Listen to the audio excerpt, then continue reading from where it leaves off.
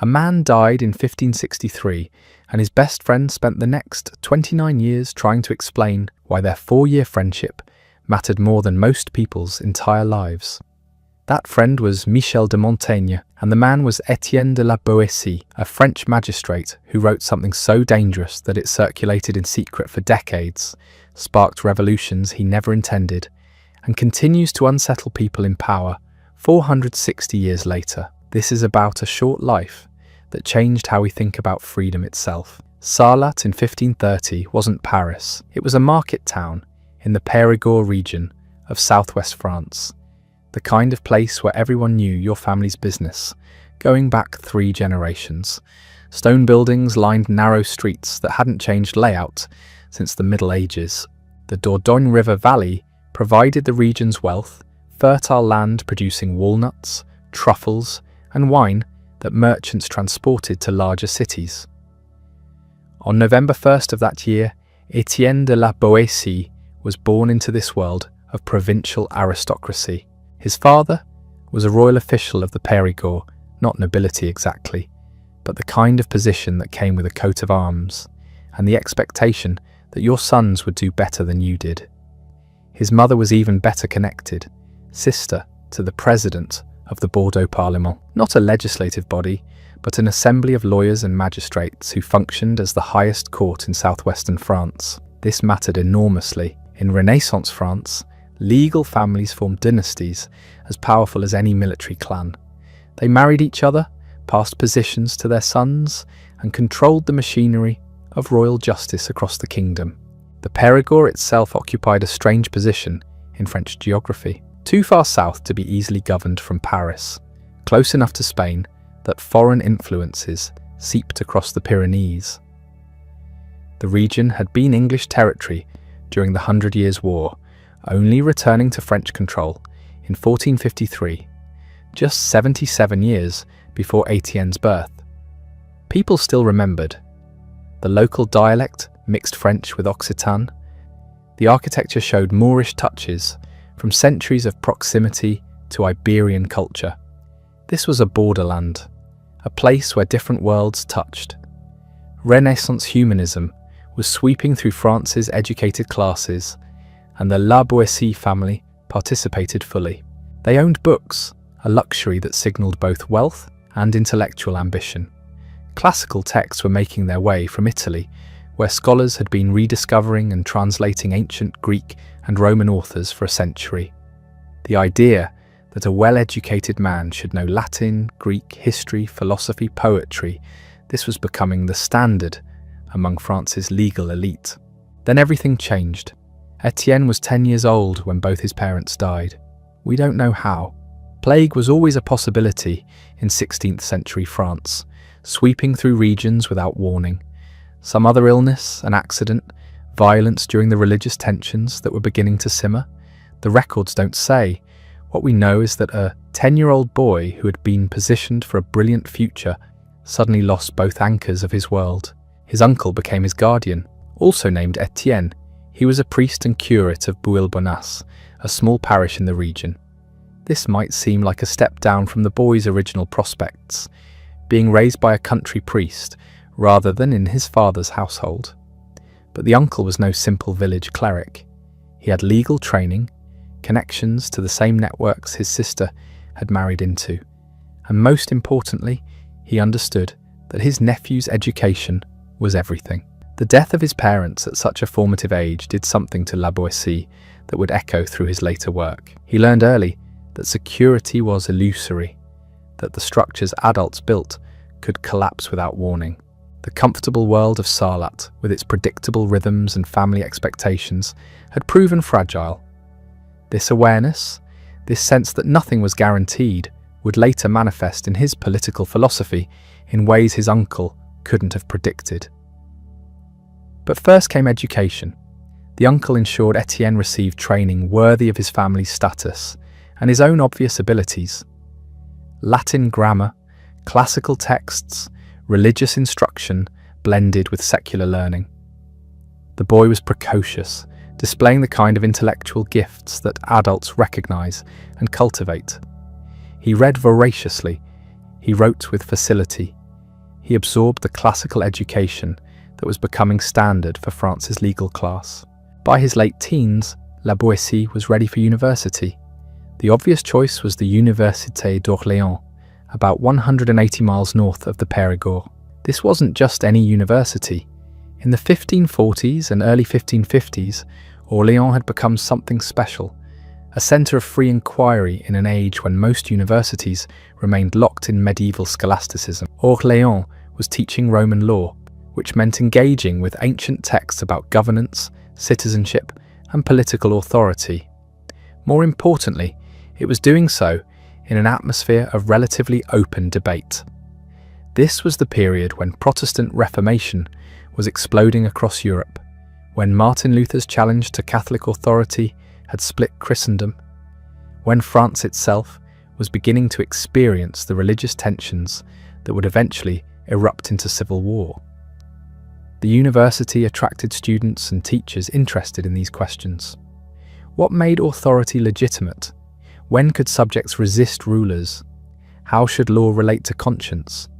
These weren't abstract exercises. They were live questions with life and death consequences. La Boétie's main teacher was Anne de Bourg, a man whose story encapsulates the danger of the era. Dubourg was brilliant, charismatic, and increasingly convinced by Protestant arguments. He taught law, but he also taught something more dangerous. The idea that authority could be questioned, that ancient texts might contain wisdom superior to current rulers' commands, that individual conscience might trump institutional power. The student-teacher relationship was intense. Dubourg wasn't just conveying information, he was modelling a way of thinking. He showed students how to read classical sources not as dead texts, but as living arguments about how humans should organise themselves. He encouraged them to question, to debate, to develop their own positions, rather than simply memorising received wisdom. This was radical pedagogy, and it was happening at exactly the moment when such radicalism was becoming lethal. Dubourg was moving toward Protestantism, though he kept this quiet while teaching.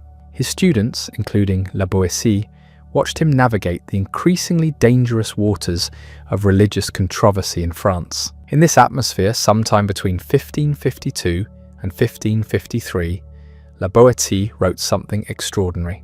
The exact dating is uncertain, which itself tells us something about how the work circulated and was understood. What we know is that while he was a law student, probably around age 22, he composed a political essay that would eventually be titled Discourse on Voluntary Servitude. It's tempting to imagine him writing in a university room, surrounded by classical texts, working late into the night by candlelight. The reality was probably less romantic. Students shared rooms, had little privacy, and were constantly interrupted by the demands of their studies. But somehow, La Boétie found time and space to write something that would outlive him by centuries. The essay asked a simple question. Why do people obey tyrants? Not why they're forced to obey, that's obvious, but why they accept servitude voluntarily. Why they support systems that oppress them. Why they don't just walk away from rulers who have no power except what the people themselves grant.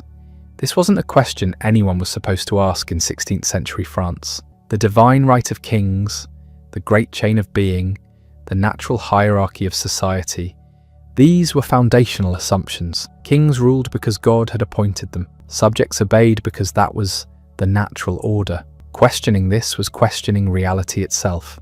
But La Boétie questioned it. He argued that tyranny was voluntary, that it persisted not through force primarily, but through habit and custom, and the self-interest of those who benefited from hierarchical systems. He claimed that freedom was humanity's natural state, that servitude was learned, and that it could be unlearned just as easily. The solution he proposed was stunning in its simplicity. People didn't need to violently overthrow tyrants, they just needed to stop supporting them. Withdraw consent, refuse cooperation, and tyranny would collapse under its own weight, like a colossus whose pedestal had been removed. Where did these ideas come from? Partly from classical sources. La Boétie was reading Plutarch Xenophon, Roman histories that described both republics and tyrannies. He was absorbing the humanist curriculum that exposed students to alternative political arrangements. Ancient Athens and Rome had experimented with forms of government that didn't depend on monarchy. These weren't fantasies, they were historical realities that proved other systems were possible. But the ideas also came from his own observation and experience. He was living through the beginning of France's religious crisis. He was watching how authority worked, how it was maintained, how it could be challenged. He was thinking about his teachers' increasingly dangerous position, about what it meant to hold beliefs the state considered heretical, about the relationship between individual conscience and institutional power. The discourse wasn't published. It circulated in manuscript, passed hand to hand among students and young intellectuals who found its arguments compelling. This was how radical ideas moved in the 16th century, before mass printing made censorship difficult. You wrote something dangerous, you showed it to trusted friends, they copied it, and slowly it spread through networks of like-minded people. La Boétie graduated from Orléans in 1553 with his law degree. He was 23 years old. He'd received the best legal education available in France. He'd written a political essay that would eventually be recognized as revolutionary. And now he needed to figure out what to do with his life. The answer came quickly. His family connections, his obvious abilities, and probably his uncle's networking secured him something remarkable.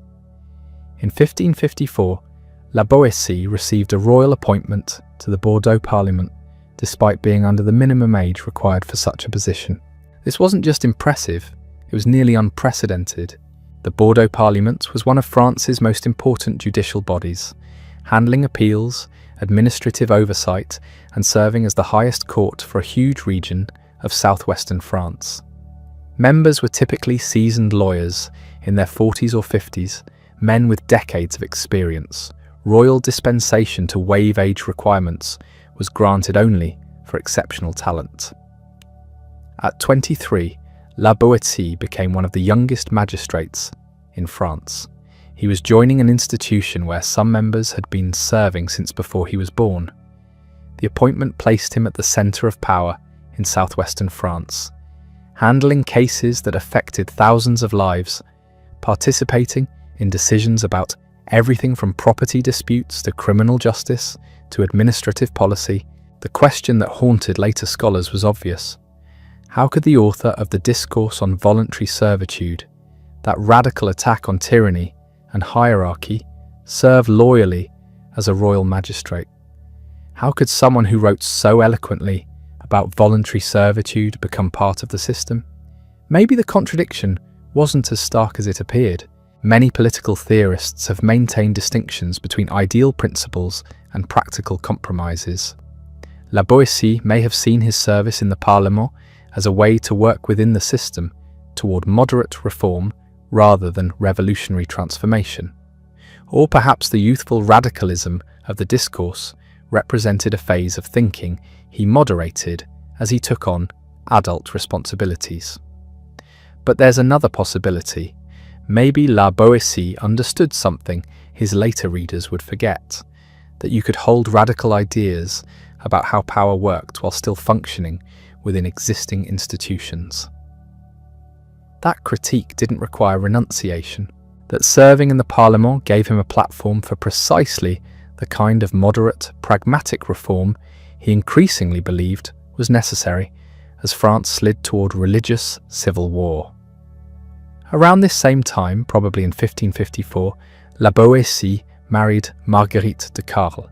She was a widow with 2 young children from her previous marriage to Jean d'Arsac. Her family connections were even more impressive than La Boétie's own. Her father, Pierre de Carle, had been president of the Bordeaux Parlement. Her brother Lancelot was Bishop of Riez and an accomplished poet connected to the Pléiades, the most influential literary movement in France. The marriage cemented La Boétie's position within Bordeaux's elite circles. It also instantly made him a stepfather, integrating him into a broader family network with connections throughout the region's legal and ecclesiastical hierarchies.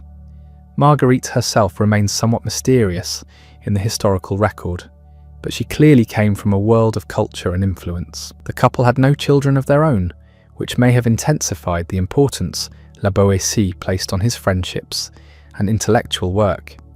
If he was to leave a legacy, it would be through ideas rather than descendants. This was the world La Boétie had constructed by his mid-20s. A position of power and influence, a strategic marriage connecting him to the region's elite, the respect of his colleagues despite his youth, everything his family could have hoped for when they first recognized his abilities. What came next would be friendship, the friendship that defined the rest of his life. Michel de Montaigne was 26 years old when he first encountered La Boétie's writing. Not the man himself, the writing. Manuscripts were circulating in Bordeaux, passed between educated men, read in private, discussed in careful conversations. One of them was the Discourse on Voluntary Servitude. Montaigne read it and became obsessed. Who was this writer? Someone young, brilliant, dangerous in his thinking. Someone who understood power in ways that most political theorists missed entirely. Someone Montaigne needed to meet. The actual meeting happened in 1559 at a civic festival in Bordeaux. Both men were members of the Parlement by then. They knew of each other, had probably seen each other across courtrooms, but they'd never spoken. What happened when they finally did has become the most famous friendship in French literature. Montaigne later wrote that their souls recognized each other immediately, that they'd been searching for one another without knowing it, that when they met, it was like finding something that had always been missing. He wrote that when people asked why he loved La Boétie, the only answer he could give was, because it was him, because it was I. That's not explanation. That's surrender to mystery. Modern readers sometimes find this intensity uncomfortable. Two men in the 16th century expressing love, this powerful, this absolute. But Renaissance friendship operated by different rules than modern friendship. It was considered the highest form of human relationship, superior to romantic love, superior to family bonds. The classical ideal, drawn from Aristotle and Cicero, held that perfect friendship between virtuous men was one of life's greatest achievements. Montaigne and La Boétie believed they'd achieved it. What did their friendship look like in practice? They worked together in the Parlement, consulting on cases, debating legal principles. They shared books, discussed philosophy, argued about politics. La Boétie introduced Montaigne to the Pléiade poets, expanding his literary circle. They visited each other's homes, met each other's families. Marguerite and Montaigne's wife, Françoise, must have known each other, though we have no record of their relationship.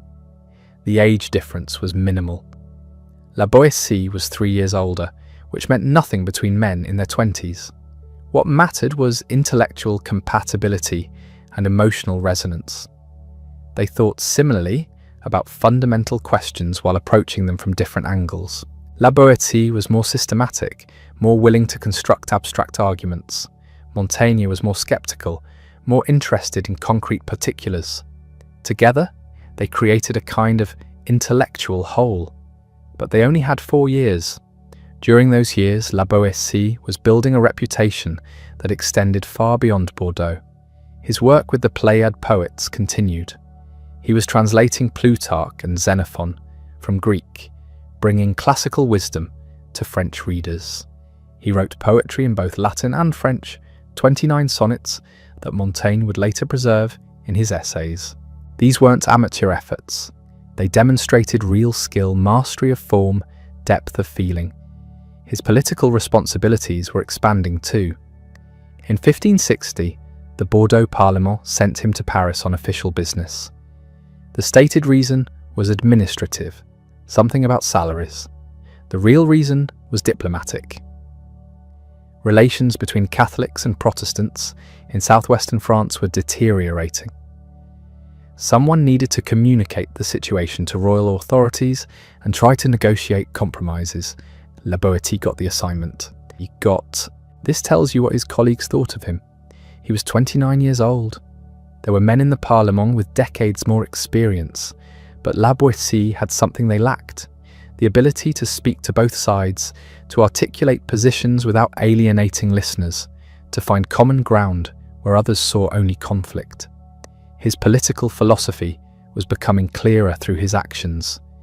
He believed in moderation, in compromise, in working within existing institutions to prevent violence. The discourse on voluntary servitude had been radical in its analysis of power, but La Boétie himself wasn't calling for revolution. He was calling for wisdom, for people to recognize their complicity in tyranny and choose differently. The distinction mattered. France was sliding towards civil war. Protestant and Catholic factions were arming.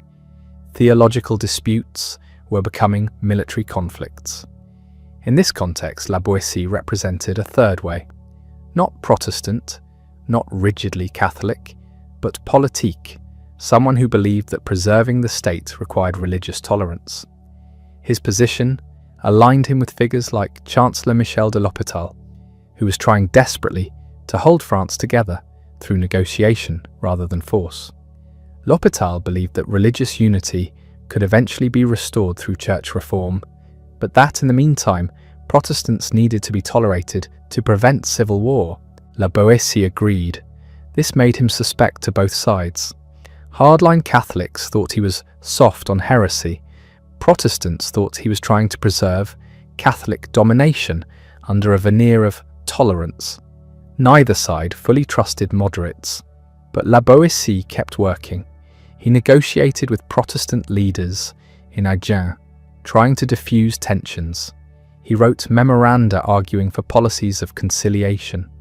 He used his position in the Parlement to advocate for restraint, for compromise, for anything that might prevent the bloodshed he saw coming. These diplomatic missions took him away from Bordeaux frequently, away from Marguerite, away from his work, away from Montaigne. The separations were difficult for both friends. Montaigne later wrote about the pain of La Boétie's absences, how time dragged when they were apart, how everything seemed diminished. When they were together, they made up for lost time, talking for hours, arguing about everything, sharing their work.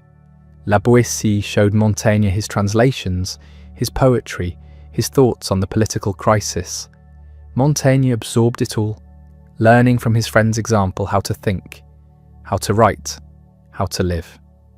What exactly did La Boétie believe about the crisis? His position was nuanced, sophisticated, probably too subtle for the moment. He warned about the dangers of allowing two religions to coexist permanently in France. Not because he wanted to persecute Protestants, but because he thought religious division would inevitably lead to political division. Two faiths would create two nations within one kingdom. His solution was reform, change the Catholic Church from within, address the legitimate grievances that had driven people to Protestantism, create conditions for eventual reunion. In the meantime, allow private Protestant worship to prevent violence, but don't give Protestantism official status that would make the split permanent. It was a middle path, trying to satisfy everyone and therefore satisfying no one. Hardliners on both sides rejected it. Events were moving beyond compromise. The First War of Religion broke out in 1562. What La Boétie had feared was happening. Armed conflict between Catholic and Protestant forces, with atrocities on both sides, with France tearing itself apart. The violence he'd spent years trying to prevent had arrived anyway. La Boétie kept working. Even as the country descended into chaos, he kept negotiating, kept arguing for moderation, kept trying to find solutions. His diplomatic missions continued. His legal work in the Parlement continued. His friendships and intellectual pursuits continued. But something was changing. In late 1562 or early 1563, he became ill.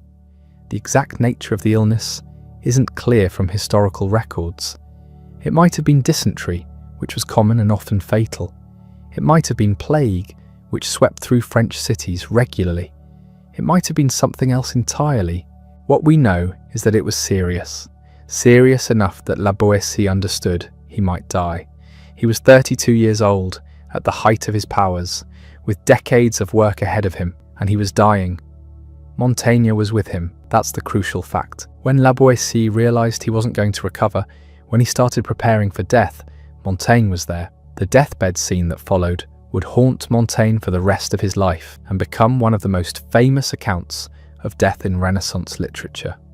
But before we get to that ending, we need to understand what was ending. Not just a life, but a vision. La Boétie represented something that was disappearing from France. The possibility of moderation, of reasoned discourse, of solving political problems through negotiation rather than violence. His death in 1563 coincided with the death of that possibility.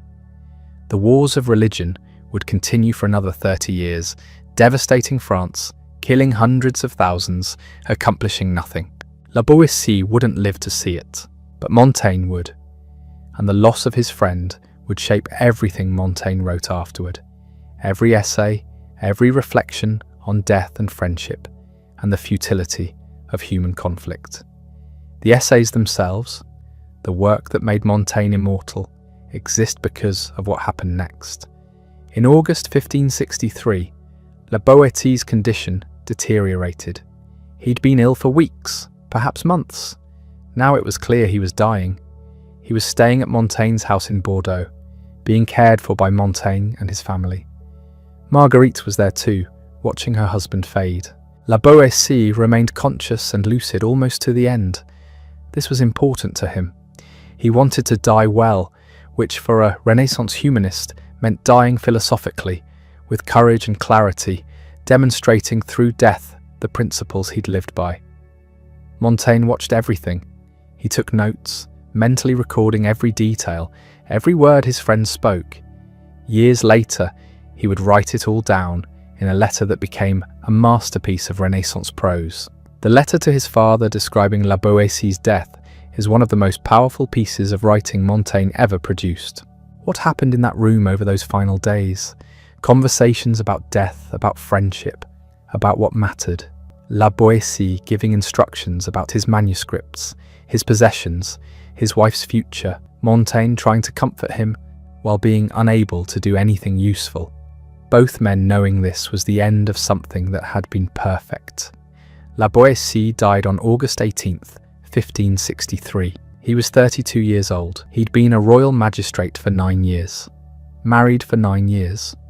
Montaigne's friend for 4 years. He left behind a widow, 2 stepchildren, an unfinished diplomatic career, and a body of writing that would influence political thought for centuries.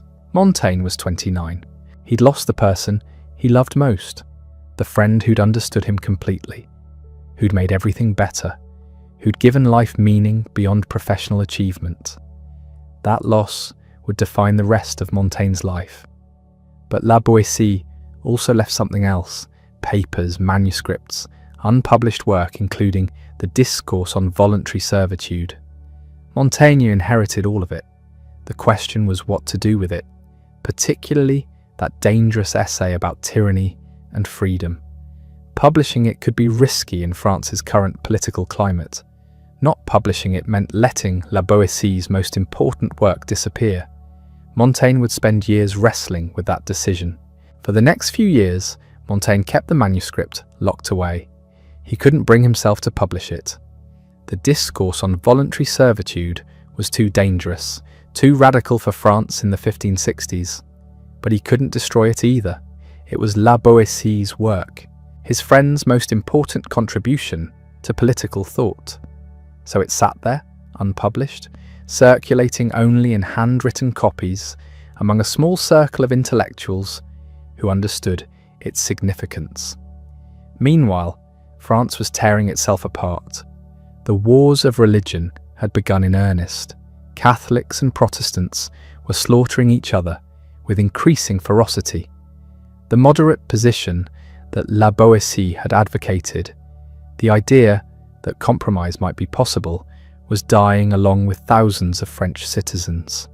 Every month brought news of new massacres, new atrocities, new reasons why the other side could never be trusted again. Montaigne stayed in Bordeaux, serving in the Parlement, doing his job, watching the country descend into chaos. He married in 1565, 2 years after La Boétie's death. His wife was Françoise de la Chassaigne, daughter of a fellow parliamentary councillor. It was an arranged marriage, practical and appropriate for a man of Montaigne's station. But it wasn't what he'd had with La Boétie. Nothing would ever be that again. He tried to move forward. He served as a mediator between Catholics and Protestants, using his position to prevent violence when he could. He bought a small chateau near Bordeaux and began spending more time there, away from the city, away from the constant political manoeuvring.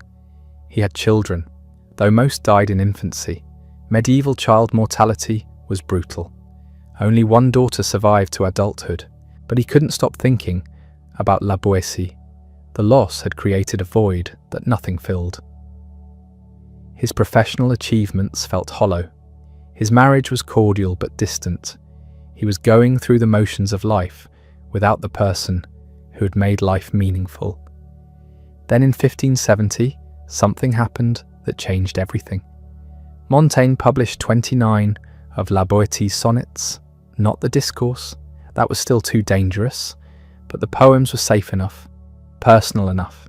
He included them in a larger volume of La Boétie's work, along with some of his translations and other writings. It was a gesture of preservation, an attempt to keep his friend's memory alive. The publication brought La Boétie back into public consciousness. People who had forgotten about him or never known him discovered his work. The sonnets were good, accomplished Renaissance poetry in the French tradition.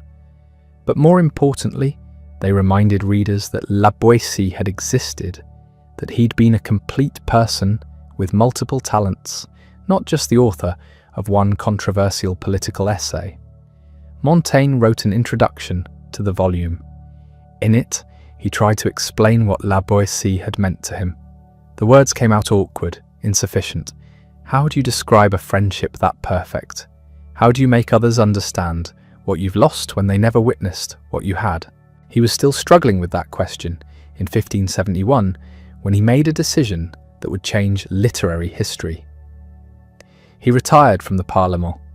He was 38 years old, relatively young, with a successful career ahead of him. But he was done.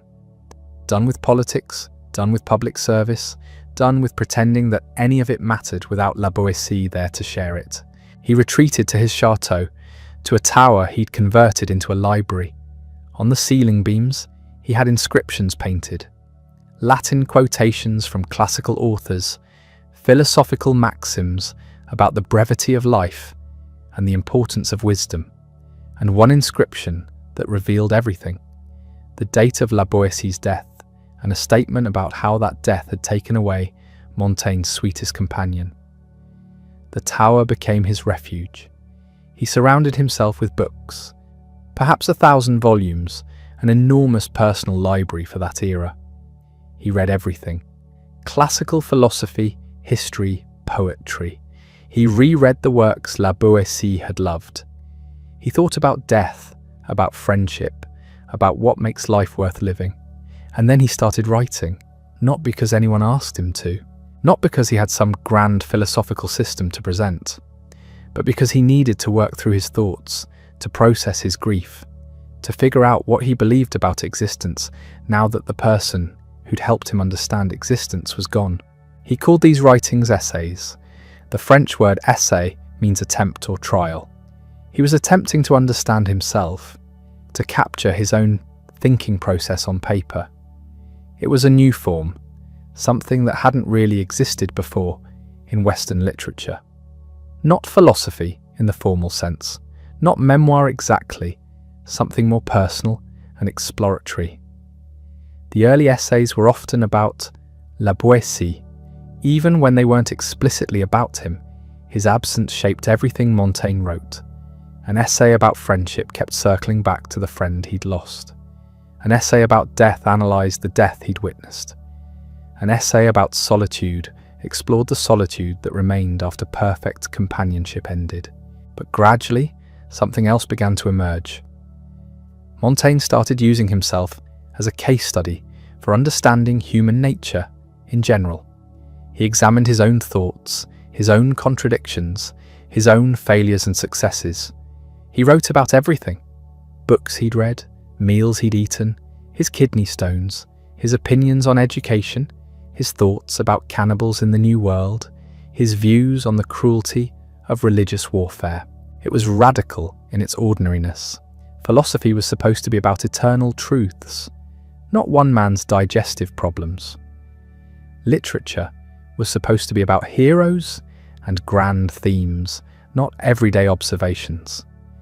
But Montaigne was creating something new: the essay as a form for thinking through questions without necessarily arriving at definitive answers. His method was conversational, digressive, honest about uncertainty. He changed his mind mid-essay. He admitted when he didn't know something. He contradicted himself and acknowledged the contradictions. This was startling. Most writers of his era presented themselves as authorities. Montaigne presented himself as a perpetual student, someone still learning, still figuring things out. The discourse on voluntary servitude remained unpublished. Montaigne had planned to include it in his essays, but he changed his mind. The political situation was too volatile. Protestant propagandists had gotten hold of manuscript copies and were using Boétie's arguments against Catholic monarchy. The work was becoming politicized in ways Boétie probably hadn't intended. So Montaigne wrote an essay about friendship instead. He explained what Boétie had meant to him, tried to articulate the nature of their bond. The essay became famous, one of the most celebrated pieces of writing about friendship in Western literature. But where the discourse should have been, where Montaigne had planned to place his friend's most important work, there was just a hole. A deliberate absence marking something too dangerous to include. This decision haunted him. He was preserving Boétie's memory while hiding Boétie's most significant achievement. Was he protecting his friend's legacy or betraying it? He never quite resolved that question. Meanwhile, France continued its descent. The St. Bartholomew's Day massacre occurred in 1572. Thousands of Protestants murdered in Paris and across the country, killed by Catholic mobs with royal approval. It was the event Boétie had warned against, the inevitable result of refusing to find compromise. Montaigne watched from his tower and kept writing. His essays grew. He added more, revised old ones, kept exploring new topics. The work became enormous, sprawling, impossible to categorize, part philosophy, part memoir, part commentary on everything, from ancient Rome to contemporary politics. He published the first edition in 1580, 2 volumes containing 94 essays. The publication made him famous. Readers recognized something unprecedented in these writings. Montaigne wasn't telling them what to think. He was showing them how he thought, with all the uncertainty and complexity that entailed. People found this refreshing, sometimes infuriating, always engaging, but Boétie's discourse remained unpublished in France. It wouldn't appear in print until 1576, and then only in editions produced by Protestant exiles in the Netherlands. They used it as anti-monarchical propaganda, exactly what Montaigne had feared. The work was divorced from its author, weaponized for causes Boétie might not have supported. Montaigne continued revising his essays for the rest of his life. He never stopped adding, changing, reconsidering.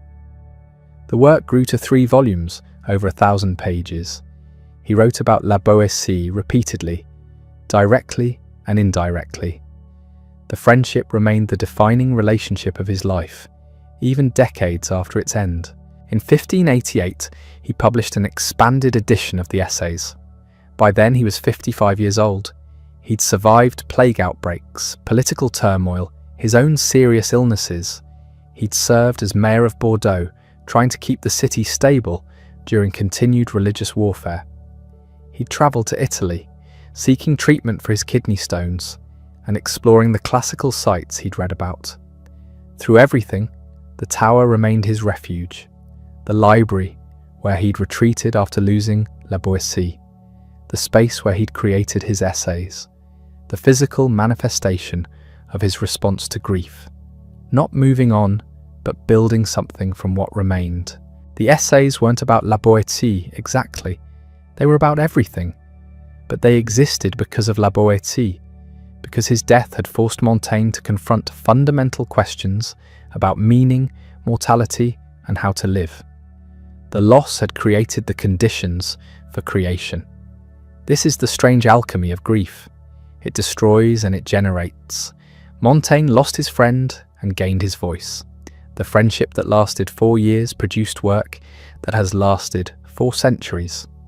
La Boétie's physical presence was gone, but his influence permeated everything Montaigne wrote thereafter.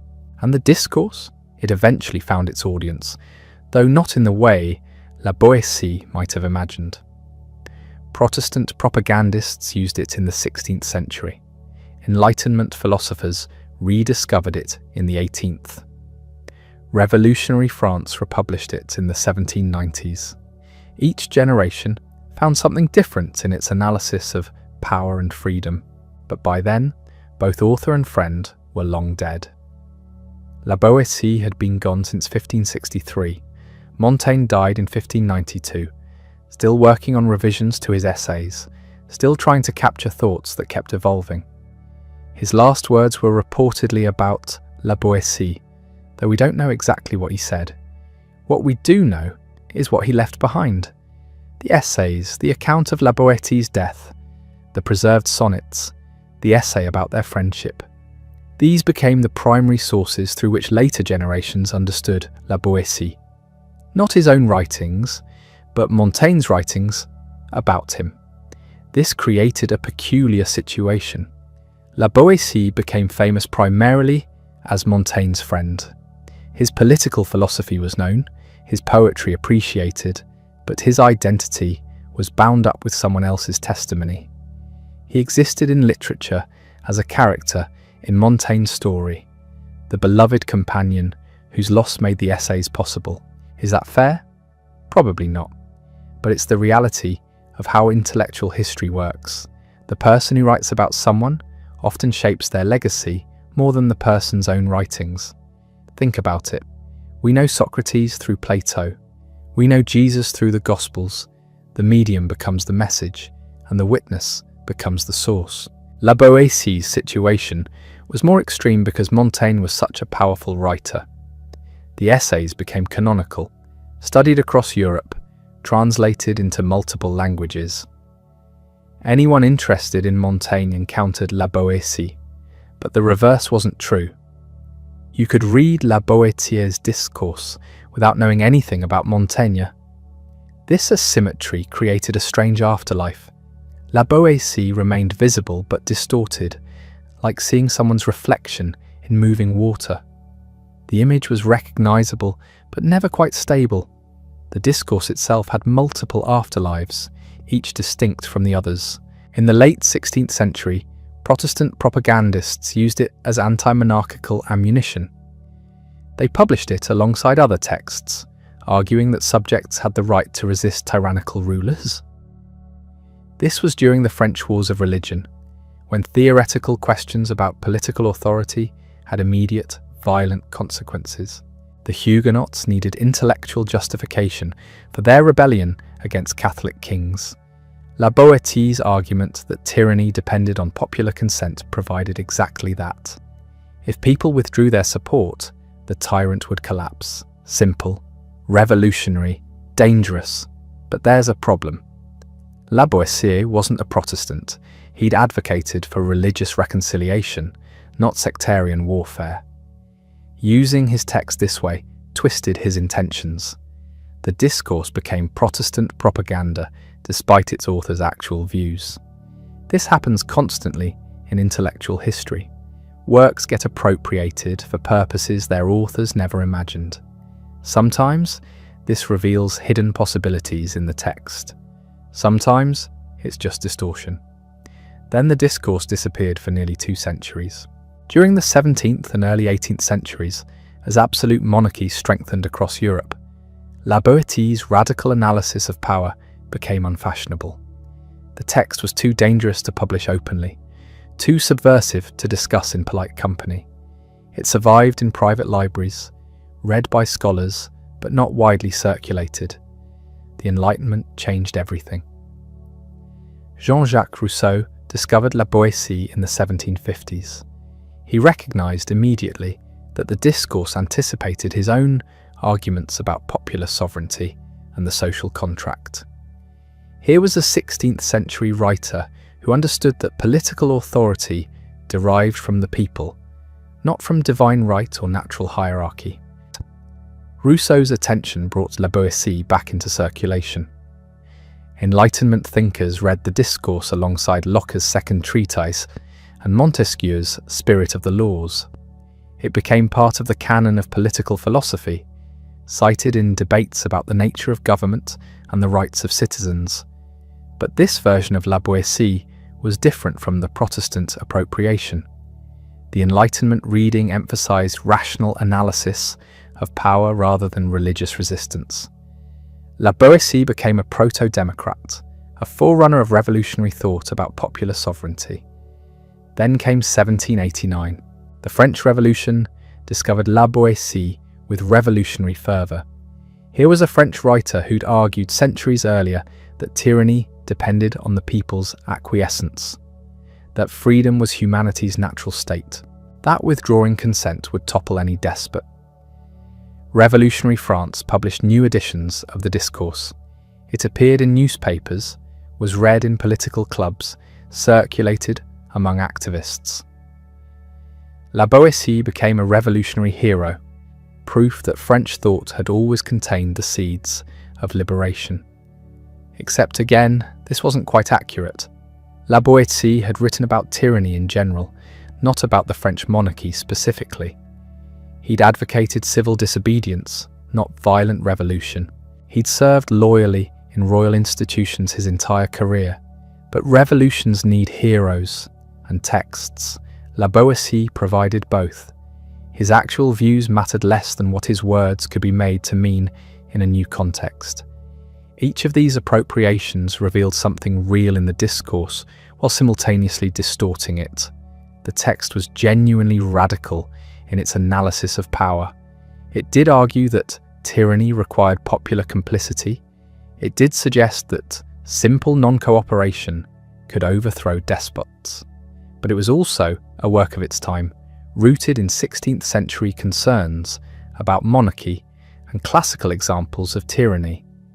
Applying it directly to 17th century religious wars or 18th century revolution required interpretive leaps that sometimes became distortions. This is the fate of influential texts. They outlive their contexts and get reinterpreted endlessly. Each generation finds new meanings, new applications, new relevance. Sometimes this process enriches our understanding. Sometimes it obscures the original. Usually it does both simultaneously. What about La Boétie himself, the actual person rather than the appropriated author? His life beyond the discourse and his friendship with Montaigne remained largely unknown for centuries. The biographical details Montaigne provided were minimal. Born in Sarlat, studied at Orléans, joined the Bordeaux Parliament. Married well, died young. That was essentially it. Modern scholarship has recovered more. We know about his marriage to Marguerite de Carle, which connected him to one of the region's most influential families. Her father had been president of the Parliament. Her brother was a bishop and accomplished poet. The alliance strengthened La Boétie's position within Bordeaux's elite. We know about his diplomatic missions. In 1560, he travelled to Paris on official business, but his real assignment was negotiating religious tensions in southwestern France. He was trusted with sensitive political tasks, suggesting authorities valued his judgment and discretion. We know about his literary connections. He was friends with poets in the Pléiade movement, the group trying to elevate French as a literary language worthy of classical models. He wrote sonnets, translated Greek and Latin texts, participated in the Renaissance humanist project. These details paint a picture different from either the revolutionary hero or Montaigne's idealized friend. La Boétie was a successful, well-connected professional. He moved in elite circles. He served royal institutions. He married strategically. He pursued multiple careers simultaneously: magistrate, diplomat, poet, translator. The radical philosopher who wrote the Discourse was also a conventional member of his society's ruling class. How do we reconcile these? One possibility: the Discourse was youthful idealism that La Boétie later moderated. Written at 22, it represented the passionate political philosophy of a university student exposed to radical ideas at Orléans. As he matured and took on official responsibilities, he became more pragmatic, more willing to work within existing systems. Another possibility: La Boétie maintained his radical principles while recognizing that practical reform required working within institutions.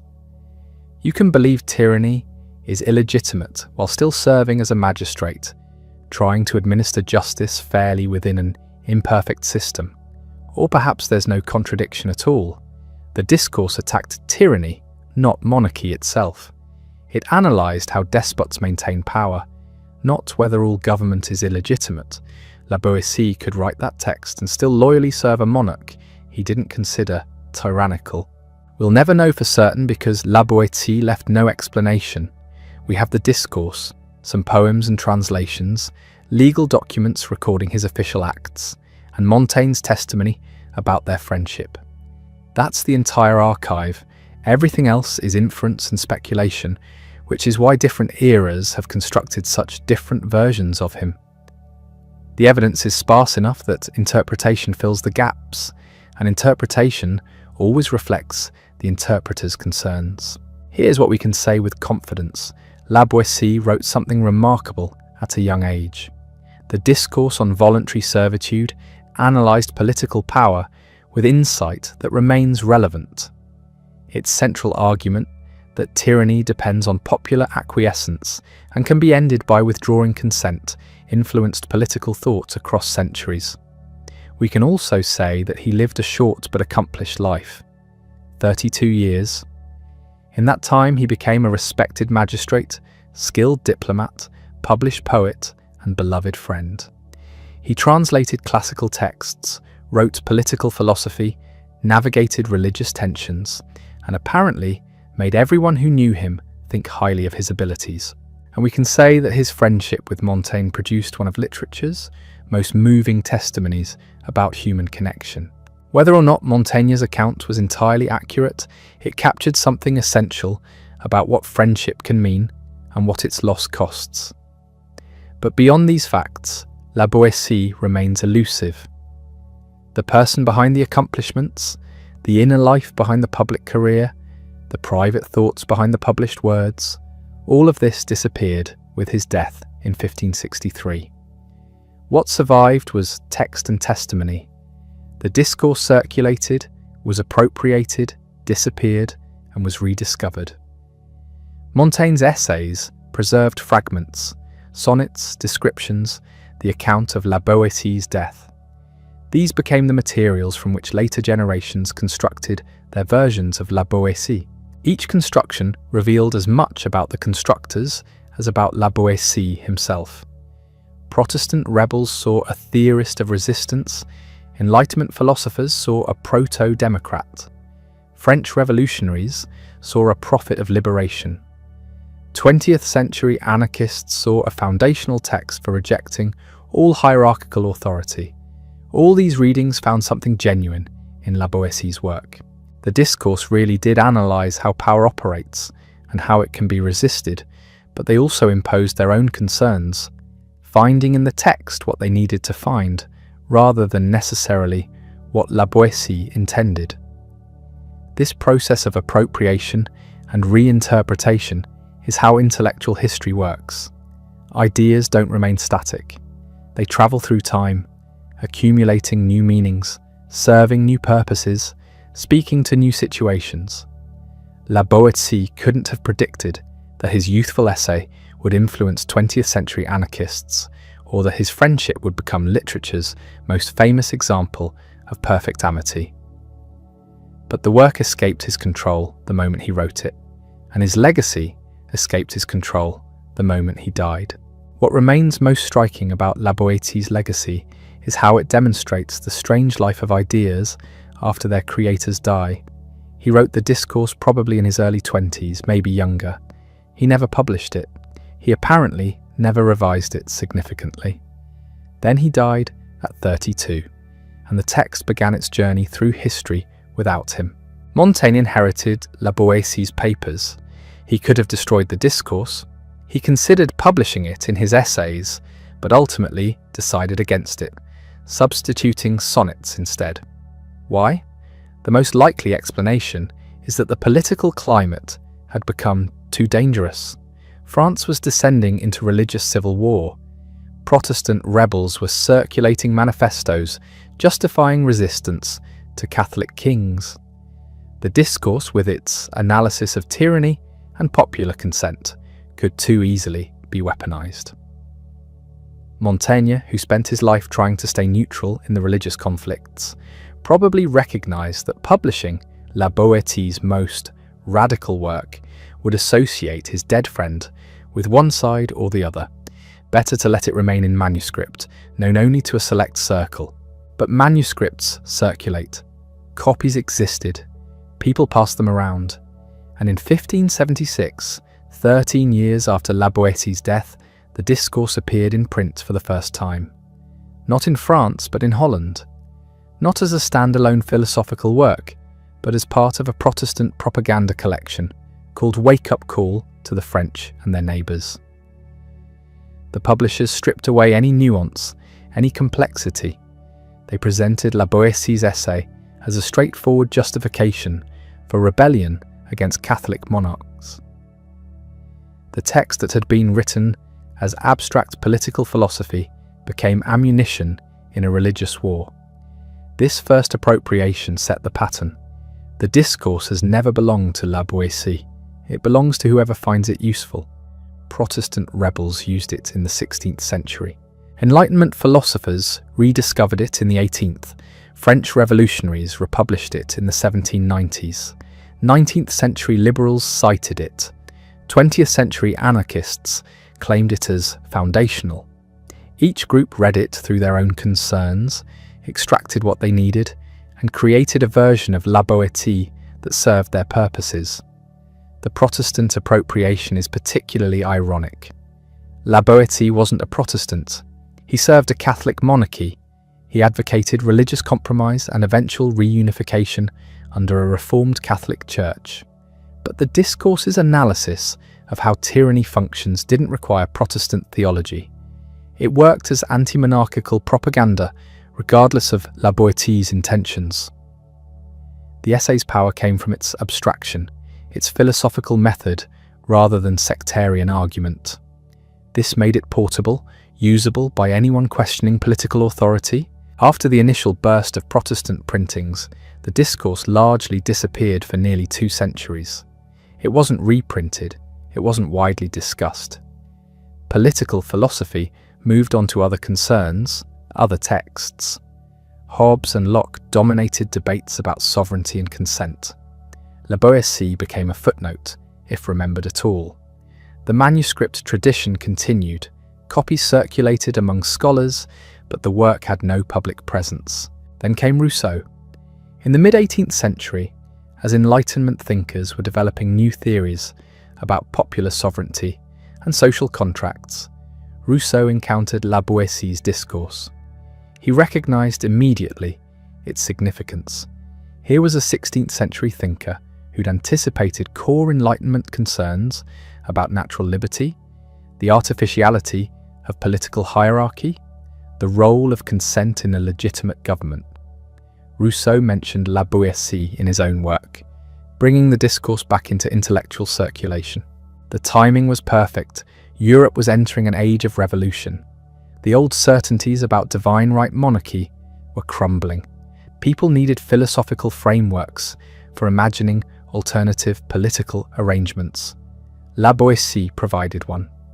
His argument that tyranny depended on popular acquiescence suggested that changing political systems didn't require military conquest or divine intervention. It required people collectively withdrawing their consent. The French Revolution seized on this. In 1790, the discourse was republished for the first time in over a century. Revolutionary presses churned out editions. Political clubs discussed it. The text became part of revolutionary political culture, cited as proof that the people had always possessed the power to overthrow unjust rulers. La Boétie was transformed from an obscure 16th century magistrate into a prophet of popular sovereignty and revolutionary transformation. This revolutionary appropriation created yet another version of La Boétie, one who probably bore little resemblance to the actual person.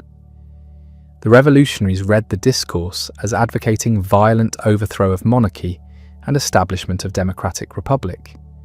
But the text itself is more ambiguous. It analyzes how tyranny operates.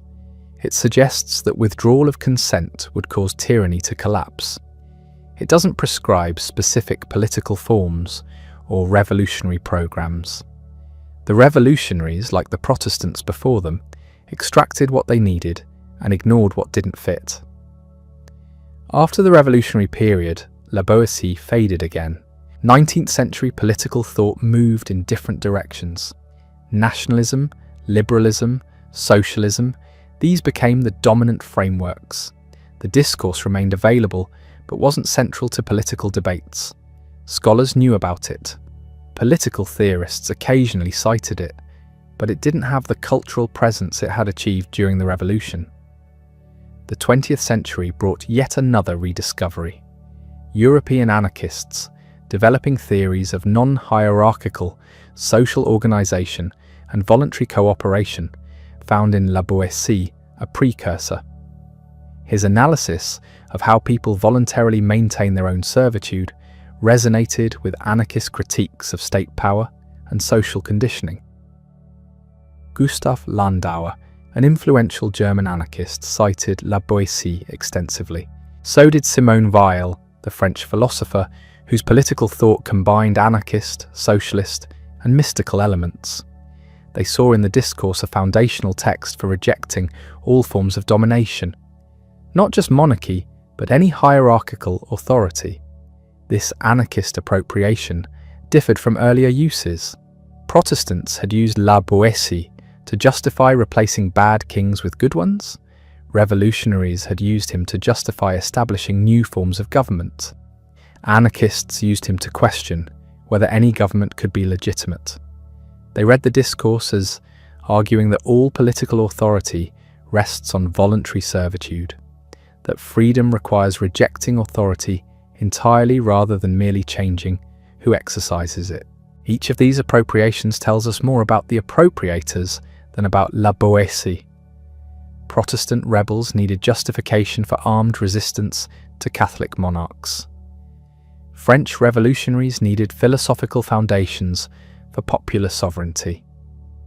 Anarchists needed arguments against all hierarchical authority. They all found what they were looking for in the discourse because the text is flexible enough to support multiple readings. Its abstraction, its philosophical method, its refusal to prescribe specific political programs. All this makes it usable across different contexts and concerns. But this flexibility raises questions. If the discourse can support Protestant rebellion, revolutionary republicanism, and anarchist rejection of all authority, what did it actually mean? What did La Boétie intend? These questions matter because they get at something fundamental about how we read historical texts and construct intellectual traditions. One approach is to insist on historical context, read the discourse as a product of its moment. La Boétie was writing in the 1550s, probably as a university student, certainly as a young man immersed in classical learning and contemporary religious debates. the text reflects Renaissance humanism's engagement with ancient political thought. It responds to specific 16th century concerns about tyranny and legitimate authority. Understanding these contexts helps us see what La Boétie was actually doing, rather than projecting later concerns onto his work. This historical approach has value. It prevents anachronism. It reminds us that La Boétie wasn't addressing 20th century anarchists or 18th century revolutionaries. He was working through problems specific to his own time and place. The discourse makes more sense when read alongside other Renaissance political texts, when understood as participating in debates about classical sources and contemporary politics that animated 16th century intellectuals. But this approach has limits. Texts escape their contexts. Once written, they become available for uses their authors never anticipated. La Boétie couldn't have predicted how his essay would be read centuries later. But those later readings aren't simply misreadings. They're engagements with the text's ideas, applications of its insights to new situations. The fact that anarchists found something useful in La Boétie suggests the discourse contains ideas that transcend its immediate historical context. Maybe the question isn't whether later appropriations accurately captured La Boétie's intentions. Maybe the question is what the text makes possible, what lines of thought it opens up, what questions it helps us ask. Judged by this standard, the discourse has been remarkably productive. It's generated centuries of political thinking about consent, authority, freedom, and resistance. Whether or not this is what La Boétie meant to do becomes less important than what he actually did accomplish. This brings us back to the fundamental puzzle. Who was La Boétie? What did he believe? We have the discourse, which analyses tyranny and suggests that withdrawal of consent could end it. We have his career as a magistrate, serving the French monarchy. We have his diplomatic mission seeking religious compromise. We have his friendship with Montaigne. We have his poems and translations. From these fragments, we construct a person. But the construction always remains partial, always shaped by what we bring to the evidence. Different scholars have offered different solutions to the apparent contradiction between the radical discourse and the conventional career. Some argue there's no contradiction because the discourse attacked tyranny, not monarchy itself. La Boétie could write about how despots maintain power while still serving a king he didn't consider tyrannical. Others suggest the discourse represents youthful radicalism that La Boétie moderated as he matured and took on official responsibilities. Still others propose that his public career masked private skepticism about political authority. None of these explanations can be definitively proven or disproven. The evidence doesn't exist. We have what La Boétie wrote, what he did, what others said about him. We don't have his private thoughts, his internal debates, his explanations of how he reconciled different aspects of his life. That absence means interpretation fills the gaps. And interpretation always reflects the interpreter's assumptions about consistency, development, and the relationship between thought and action. What we can say is that La Boétie was more than the discourse. He was a working magistrate who handled legal cases, negotiated diplomatic missions, translated classical texts, wrote poetry, maintained friendships, and navigated the treacherous religious politics of mid-16th century France. The discourse was one product of one period of his short life. It became his most famous work, but it wasn't his whole life, or even his whole intellectual production. And yet his friendships tell a different story. The people La Boétie chose to spend his time with, the letters he wrote, the conversations Montaigne remembered, these reveal someone engaged with ideas, not just procedures. His friend Michel de l'Hôpital, the Chancellor of France, shared his moderate politics and his hope for religious reconciliation. His connection to the Pléiad poets shows he moved in circles that valued literature, classical learning, and intellectual exchange over political orthodoxy. These weren't the relationships of someone simply climbing the ladder of power. They suggest a man trying to navigate between principle and pragmatism, between what he believed and what he could accomplish. The Bordeaux Parlement, where La Boétie served, wasn't just a court, it was a political institution, with real power over southwestern France. The magistrates there didn't simply apply laws handed down from Paris. They interpreted them, adapted them to local circumstances, sometimes resisted royal edicts they considered unjust. This gave men like La Boétie actual influence over how power operated in their region. Maybe that's the key to understanding him. He wasn't serving tyranny. He was working within the only system available to prevent worse outcomes, to moderate conflicts, to protect what freedoms existed while hoping for gradual reform. But that explanation only works if we assume consistency matters more than it probably did to La Boétie himself. Renaissance intellectuals didn't always worry about reconciling every aspect of their lives and writings into a unified whole. They could write one way as humanists engaging with classical texts and think another way as practical men handling daily business. The discourse might have been an intellectual exercise, exploring ideas without necessarily committing to their immediate political application.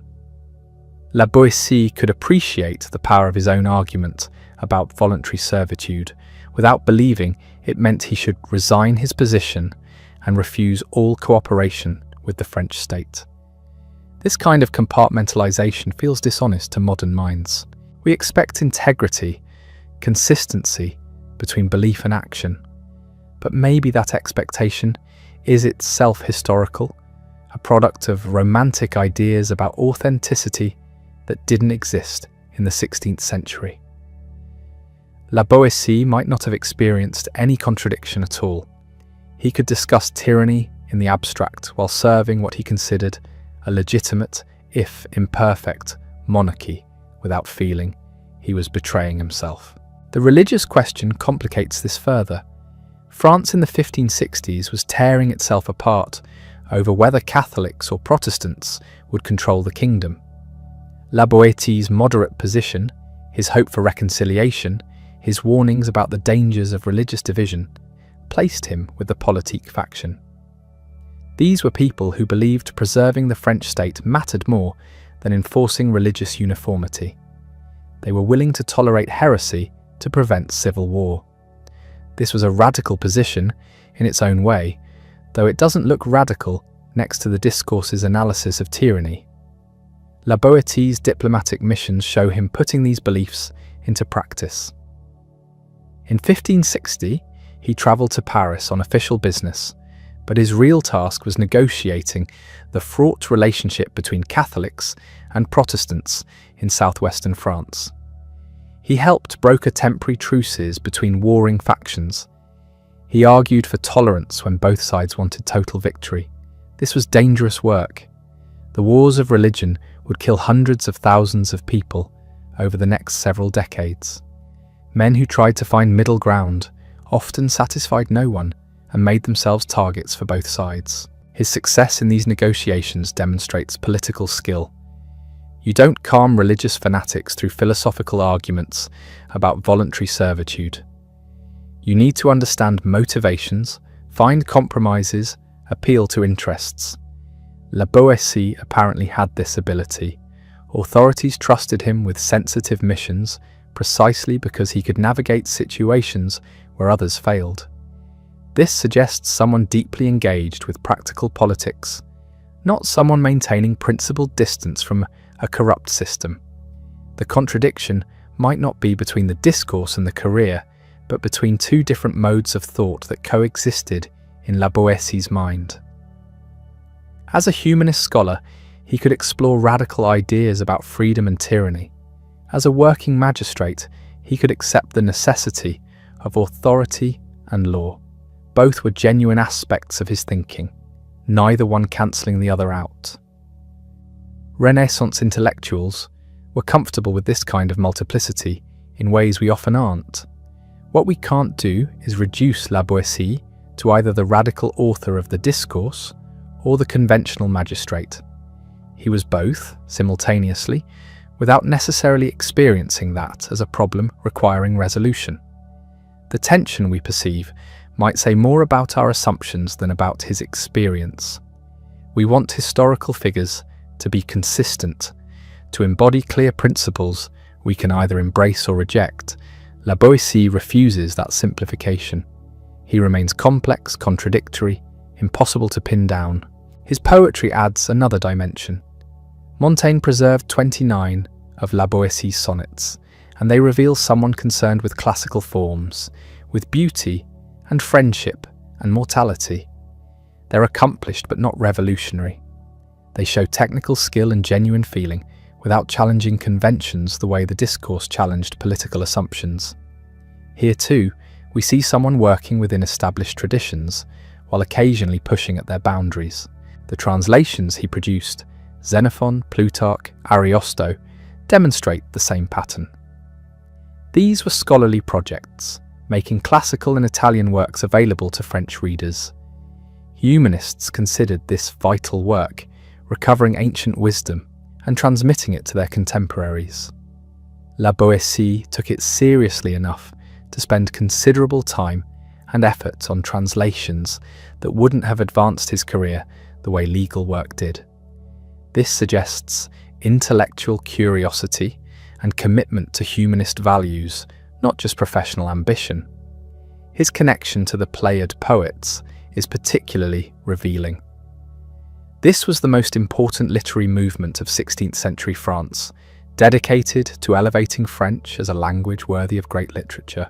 Pierre de Ronsard, the group's leader, was the most celebrated poet of his generation. Jean-Antoine de Baïf and Jean Dorat were similarly accomplished. That they accepted La Boétie into their circle indicates his literary abilities were genuinely impressive, not just the dabbling of a magistrate who wrote poetry on the side. These friendships also show La Boétie moving in intellectual networks that crossed professional boundaries. The Pléiad poets, Montaigne, Michel de l'Hôpital, these weren't just colleagues or useful connections. They were people who shared his interests, who engaged with him on ideas, who valued his contributions to conversations about literature, philosophy, and politics. The quality of his friendship suggests the quality of his mind and the genuine engagement with intellectual life that existed alongside his legal career, which brings us back to Montaigne.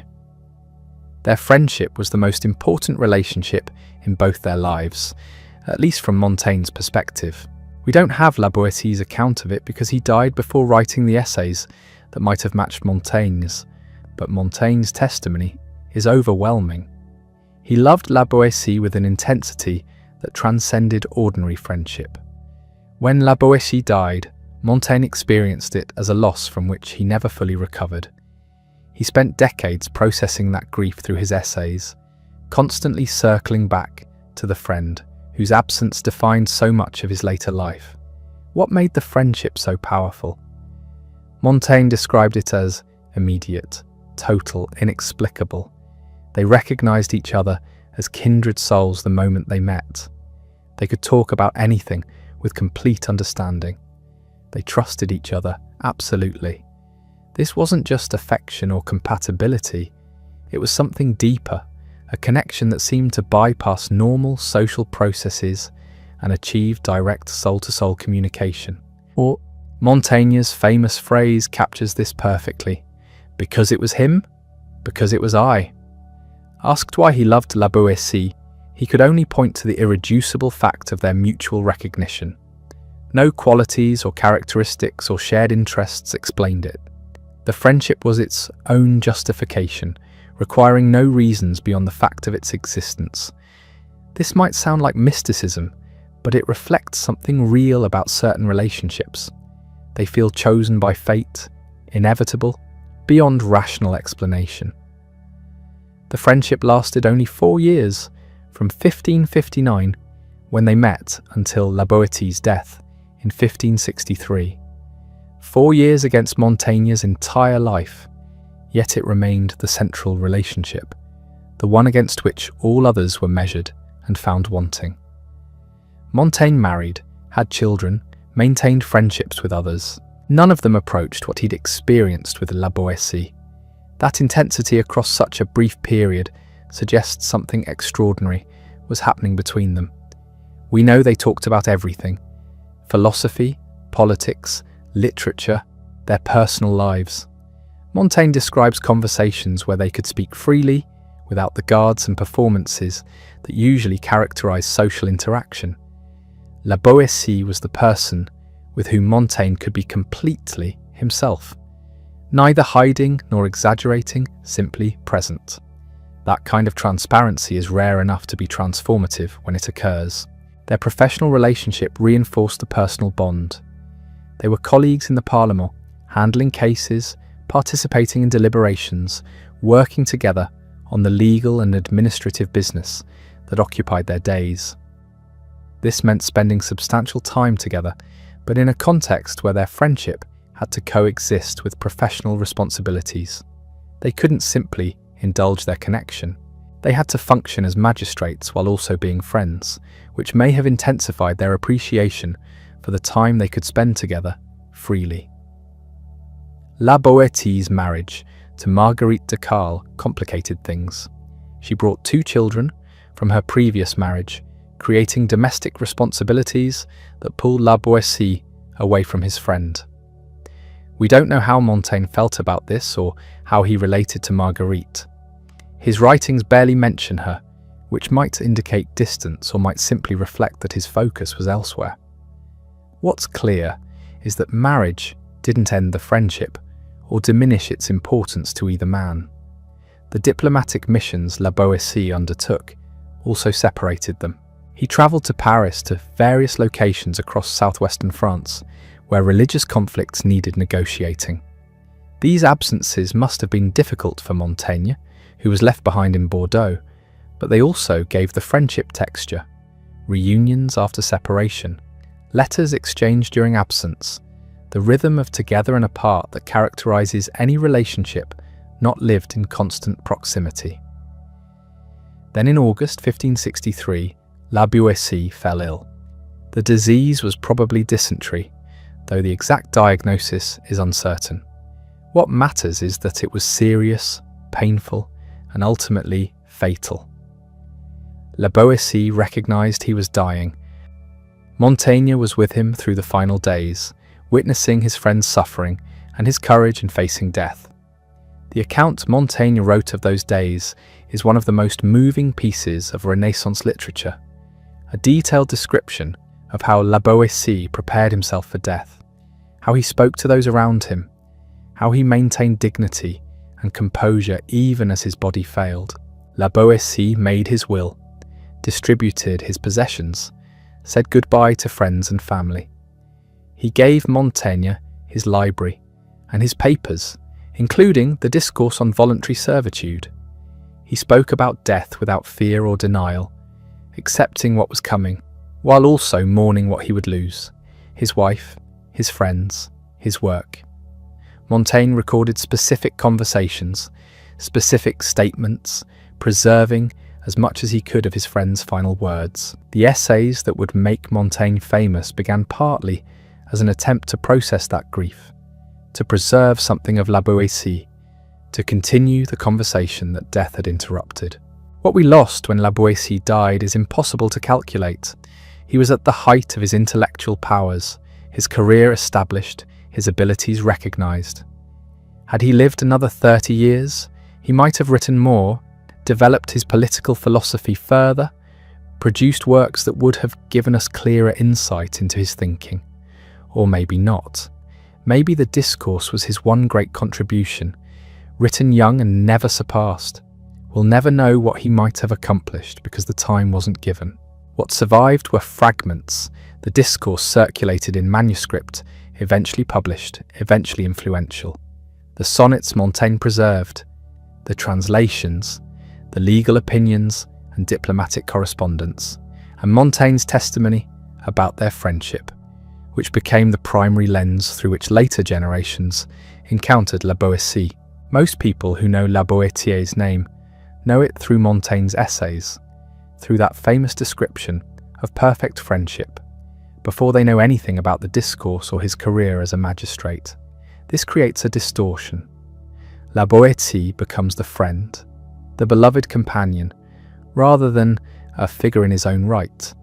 His life and work get absorbed into Montaigne's narrative, serving Montaigne's purposes, illustrating Montaigne's ideas about friendship and loss.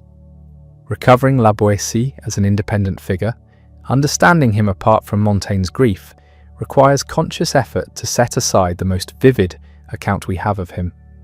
The work that survived tells a different story. The discourse on voluntary servitude exists as its own entity, independent of any biographical frame. It makes arguments that remain relevant regardless of who wrote them or why. The essay's power comes from its ideas, not from the life story of its author, and those ideas have proven remarkably durable. The discourse was rediscovered during the Enlightenment when political philosophers were developing new theories about sovereignty and social contracts. Jean-Jacques Rousseau read it. The influence shows in his own work, particularly in The Social Contract, with its famous opening line about man being born free but everywhere in chains. La Boétie had made essentially the same point 2 centuries earlier, arguing that natural liberty was humanity's original condition, corrupted by habitual servitude. During the French Revolution, the discourse was republished for the first time in 200 years. Revolutionaries found in it a philosophical justification for overthrowing tyranny. The text seemed to speak directly to their situation, validating their resistance while also providing a framework for understanding how absolute monarchy had maintained itself for so long. If tyranny depended on voluntary servitude, then revolution was simply a matter of the people withdrawing their consent. The king's power was revealed as illusory, sustained only by the habits and customs that revolution swept away. But here's where things get complicated. The discourse had been circulating among Protestant rebels since 1576, when it was first published by Huguenot exiles in Holland. They used it as propaganda against Catholic monarchy, presenting it as philosophical proof that subjects had the right to resist unjust rulers. This was not what La Boétie intended. He wasn't Protestant. His politics were moderate, seeking compromise between Catholic and Protestant factions rather than victory for either side. The appropriation of his work by religious partisans would likely have horrified him. This pattern repeats throughout the discourse's afterlife. Different groups claim La Boétie for different purposes, finding in his texts support for their own political projects. 20th century anarchists adopted him as a foundational thinker, someone who had recognized that all hierarchical authority was illegitimate and that freedom required rejecting all forms of domination. Gustav Landauer, Bart de Licht, Simone Weil each found inspiration in La Boétie's analysis of voluntary servitude. Autonomist Marxists used him differently. John Holloway's book, Crack Capitalism, cites La Boétie to explain how capitalism reproduces itself through workers' internalization of their exploitation. The argument parallels La Boétie's analysis of how tyranny perpetuates itself through habit and custom rather than force. People serve the system that oppresses them because they've been socialized into accepting its logic as natural and inevitable. Each appropriation reveals something true about the discourse, while also distorting it. The text is flexible enough to support multiple readings, but that flexibility comes partly from its incompleteness. La Boétie didn't develop a comprehensive political philosophy. He wrote one essay, probably as a young man, addressing a specific question about why people accept tyranny. Everything else gets projected onto that foundation by later readers working in different contexts with different concerns. The essay's rhetorical power contributes to its adaptability. That image of the tyrant as a colossus whose pedestal has been removed, it works regardless of your specific political commitments. Whether you're fighting monarchy or capitalism or any other hierarchical system, the metaphor applies. Withdraw your support, stop holding up the structure, and it collapses under its own weight. Simple, elegant, empowering. The actual argument is more complex. La Boétie distinguished between different types of tyranny: rulers who seized power by force, rulers who inherited power through succession, and rulers elected by the people. He considered elected tyrants the most justifiable, but still problematic, because all three types involved people surrendering their natural liberty. Even legitimate authority, if it became tyrannical, lost its justification. This was a radical position for the 16th century. Most political thought assumed that legitimate rulers had essentially unlimited authority over their subjects. Resistance to rightful authority was not just illegal, but sinful, a violation of divine order.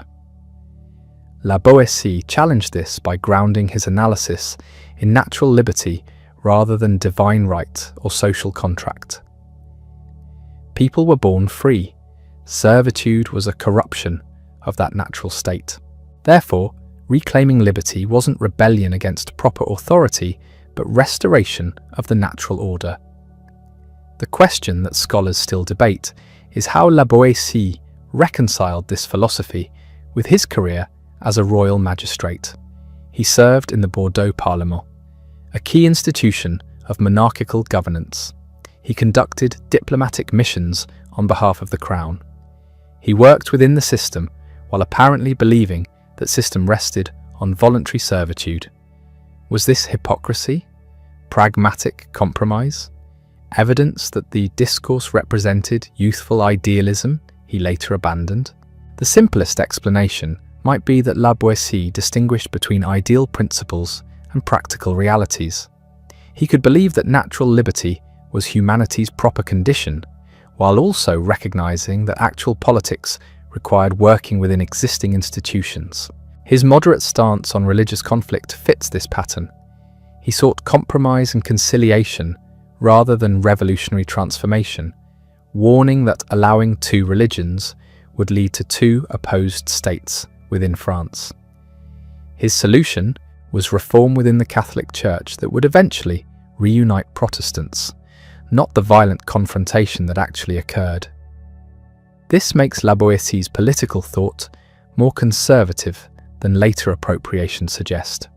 He wasn't advocating revolution. He was explaining how tyranny functions and suggesting that its foundation was more fragile than it appeared. Whether he intended this as a call to action or merely as philosophical analysis remains unclear. The text supports both readings. Montaigne's role in all this cannot be ignored. He inherited La Boétie's papers after his death and controlled what got published and how it was framed. Montaigne refused to publish the discourse during his lifetime, likely recognizing its potential to be used as revolutionary propaganda during the wars of religion. When he finally allowed it to be mentioned in the essays, he downplayed its significance, calling it a youthful exercise in rhetoric rather than a serious political statement. Montaigne's changing claims about when La Boétie wrote the discourse, first saying 18 then 16, may have been strategic attempts to further minimize its importance. If written at 16, it could be dismissed as precocious but immature, the work of a boy who didn't fully understand the implications of what he was arguing. If written at 22 during his university years, it becomes harder to dismiss as youthful indiscretion. The truth probably lies somewhere in between. La Boétie likely wrote it as a university student, influenced by the atmosphere of free inquiry at Orléans and by his teacher Anne Dubourg's radical Protestant thinking. It was a serious work, not just a rhetorical exercise, but also not a fully developed political programme. It raised questions more than it answered them, which is part of why later thinkers found it so useful. You could build on La Boétie's foundation in multiple directions. What remains undeniable is the essay's influence on subsequent political thought. The idea that tyranny depends on popular consent and can be ended by withdrawing that consent became central to theories of civil disobedience and non-violent resistance. Gandhi and Martin Luther King Jr. operated on essentially La Boétian principles, arguing that unjust systems could be dismantled through principled non-cooperation rather than violence. The philosophical anthropology underlying this strategy, the claim that humans are naturally free and that servitude is a corruption requiring active maintenance, continues to inform political movements today. Every time someone argues that the system only works if we participate, or that they need us more than we need them, they're echoing Boétie's core insight about the fragility of hierarchical power. But Boétie, the person, remains elusive behind his one famous work. The sonnets Montaigne preserved show literary skill, but reveal little about his inner life. The translations demonstrate classical learning, but don't tell us what he believed. The diplomatic correspondence shows competence in political negotiation, but keeps his deeper convictions hidden. Even the account of his death, detailed as it is, comes filtered through Montaigne's grief and Montaigne's literary purposes.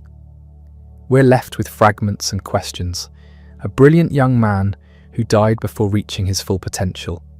A friendship that achieved legendary status partly because it was cut short. A political essay that travelled through centuries, accumulating meanings its author never intended. A life that mattered more for what it might have been than for what it actually was. The tragedy isn't just Boétie's early death, it's that we can never separate him from the narratives that others built around him. Montaigne's story of perfect friendship, Protestant propagandist's weapon against monarchy, Enlightenment philosopher's precursor, anarchist icon. He becomes whatever interpretation serves the present moment's needs, and the actual person, his thoughts, his beliefs, his interior life, stays forever out of reach behind the texts he left and the uses others made of them. What we have is the discourse, that's certain. Everything else is reconstruction, speculation, projection. The essay argues that people served tyrants voluntarily and could stop whenever they chose. Perhaps that's the only certainty worth preserving about Étienne de la Boétie. He understood something fundamental about power that we're still working to fully comprehend. 460 years separate us from Boétie's death.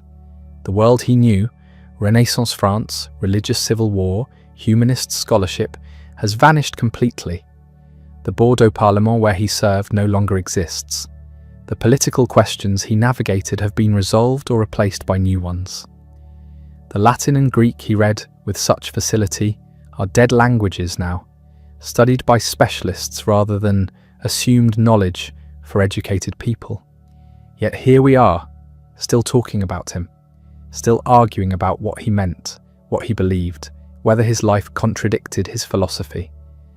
The discourse on voluntary servitude continues circulating, continues finding new readers, continues being appropriated for causes its author never imagined. 20th century anarchists, 21st century activists, anyone questioning how power maintains itself eventually encounters Boétie's central insight. Tyranny depends on our cooperation, and we can end it by simply withdrawing that cooperation. The simplicity makes it powerful and dangerous. No elaborate revolutionary program required. No vanguard party, no violent uprising, no seizure of state apparatus. Just collective refusal to continue participating in your own oppression. Stop holding up the colossus and watch it collapse under its own weight. But simplicity, in theory, translates to complexity in practice. How do you coordinate mass non-cooperation when the system controls communication, education, the very concepts people use to understand their situation? How do you overcome the habits and customs that Boétie identified as tyranny's real foundation? How do you convince people who benefit from hierarchy, even marginally, to risk those benefits for uncertain freedom? Boétie never answered these questions because he never posed them. The discourse analyzes how tyranny functions. It doesn't provide an implementation manual for dismantling it. That gap between analysis and action is where all the later appropriations occur, each group trying to turn Boétie's insight into practical politics suited to their moment. The Protestant rebels who first published the essay wanted justification for armed resistance to Catholic monarchy. They found it by emphasizing the right to withdraw consent from tyrannical rulers. French revolutionaries wanted philosophical validation for overthrowing Louis XVI. They found it by reading La Boétie as advocating popular sovereignty and democratic self-governance. Anarchists wanted arguments against all hierarchical authority. They found them by extending La Boétie's logic beyond monarchy to every form of domination. Each reading distorts while also revealing something genuine. The text is capacious enough to support multiple interpretations because it's abstract enough to transcend its immediate context. La Boétie wrote about tyranny in general rather than any specific regime. He grounded his argument in natural liberty rather than in particular political traditions or religious doctrines. This universality makes the discourse portable across time and culture, but it also makes it vulnerable to being used in ways that would have appalled its author. Would La Boétie have supported the French Revolution's violence? Almost certainly not.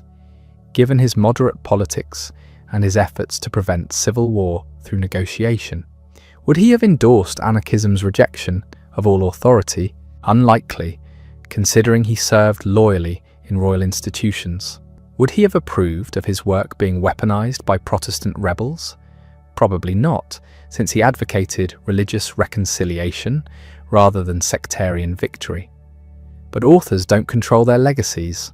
Once published, texts belong to readers. They get interpreted, misinterpreted, used and misused. La Boétie's reluctance to publish the discourse during his lifetime suggests he understood this danger. Montaigne's refusal to publish it after La Boétie's death confirms the recognition that this particular text was too powerful to be released into the volatile political climate of 16th century France. When it finally appeared in print, it immediately became propaganda, stripped of nuance and complexity, transformed into ammunition for causes. The pattern has repeated ever since. Every generation discovers La Boétie, finds him relevant to their struggles, and bends his argument to fit their needs. The original context fades. The actual person disappears. What remains is an idea, endlessly reinterpreted, endlessly useful. Montaigne's testimony about their friendship creates a different kind of legacy, equally powerful and equally distorting. The story of perfect amity, of two souls recognizing each other immediately, of love that transcended rational explanation. This became one of Western literature's most celebrated relationships. But it's Montaigne's story, not La Boétie's. We only have one side of the friendship. We don't know how La Boétie experienced it, because he died before writing his version. The imbalance matters. Montaigne spent decades processing his grief through the essays, constantly circling back to the friend whose absence defined so much. He shaped how we understand La Boétie, what we know about him, what aspects of his life seem important. Every subsequent reader encounters La Boétie partly through Montaigne's eyes, seeing him filtered through Montaigne's love and loss and literary genius. This creates a strange situation where La Boétie exists primarily as a character in someone else's narrative. His own work matters certainly. The discourse has its own life independent of Montaigne. But most people who know La Boétie's name encountered it first through Montaigne's essays, through that famous description of friendship, through the account of his death. He's forever bound to his friend, defined by that relationship, unable to escape the shadow of Montaigne's grief. Is that fair? Probably not, but it's the reality of how intellectual history works. The person who writes about someone often shapes their legacy more than the person's own writings, especially when the writer is as gifted as Montaigne and the subject died young with limited published work. Socrates exists through Plato. Jesus exists through the Gospels. La Boétie exists through Montaigne. The difference is that we have La Boétie's own major work. We can read the discourse directly, form our own judgments, understand his political thoughts without Montaigne's mediation. But even here, Montaigne's influence intrudes. His claims about when La Boétie wrote the essay, his characterization of it as youthful rhetoric, his decision not to publish it, all these shaped how the discourse was received and understood. What would La Boétie think of his afterlife? The question is unanswerable but worth asking. Would he be pleased that his one essay achieved such influence, sparked so many political movements, remained relevant across centuries? Or would he be horrified that it's been used to justify violence and revolution when he spent his career seeking moderation and compromise? Would he appreciate becoming a symbol of perfect friendship? Or would he find it reductive, erasing his accomplishments as magistrate and diplomat and poet and scholar? Would he want to be remembered primarily as Montaigne's friend, rather than as a political thinker in his own right? We'll never know, because the dead don't get to control how they're remembered. History does what it wants with people, especially those who died young and left incomplete records. La Boétie became useful to too many different causes, meaningful to too many different readers. His actual beliefs and intentions matter less than what his words enabled others to think and do. The irony is sharp. The man who wrote about voluntary servitude became involuntarily conscripted into ideological battles he never fought. His essay about freedom from tyranny was used to justify new tyrannies. His analysis of how habit and custom maintain oppression was itself habituated and customized by each generation of readers to fit their particular oppression. But maybe that's the highest compliment a thinker can receive, being so fundamentally right about something that the insight transcends all attempts to contain or control it. La Boétie understood that power is fragile, that it depends on our acquiescence, that we're complicit in our own domination. That understanding can't be unlearned once acquired. It keeps surfacing across different contexts because it identifies something real about human social organization. Every hierarchical system, whether monarchy or capitalism or any other arrangement, faces the same vulnerability La Boétie identified. It requires people at the bottom to keep supporting it. They can't all be coerced all the time.